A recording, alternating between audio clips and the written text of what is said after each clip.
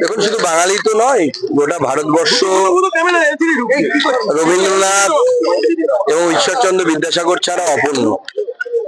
এরপরে আমার ইচ্ছে আছে ভগিনী নিবেদিতার যে স্মৃতি বিরচিত স্থানগুলো সেখানে যাবার, কারণ বাংলার নারী শিক্ষার ক্ষেত্রে ভগিনী নিবেদিতার অবদান মানে অপূরণীয়। সেই উনি যে কাজ করে গেছেন বাংলার নারীদের শিক্ষার জন্য, সেটা কেউ অস্বীকার করতে পারে না।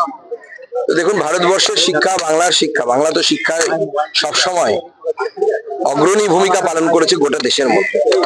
এবং তারা সেই সময় যারা বাংলার যখন নবজাগরণ হয়েছিল, ভারতবর্ষে যখন নবজাগরণ হয়েছিল, তার যারা পথিকৃৎ, বাঙালির অস্তিত্ব তাদেরকে ছাড়া অসম্পূর্ণ। ঈশ্বরচন্দ্র বিদ্যাসাগর থেকে শুরু করে, আপনি রবীন্দ্রনাথ ঠাকুর থেকে শুরু করে, বিবেকানন্দ থেকে শুরু করে, রাজা রামমোহন রায় থেকে শুরু করে ভগিনী নিবেদিতা পর্যন্ত, এদের অবদান ছাড়া বাঙালির উদ্ধার সেই সময় সম্ভব ছিল না।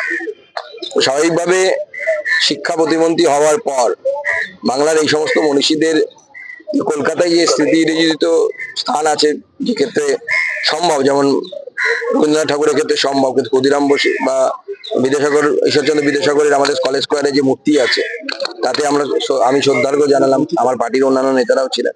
তাদেরকে শ্রদ্ধা জ্ঞাপন এবং তাদের দেখানো পথকে অনুসরণ।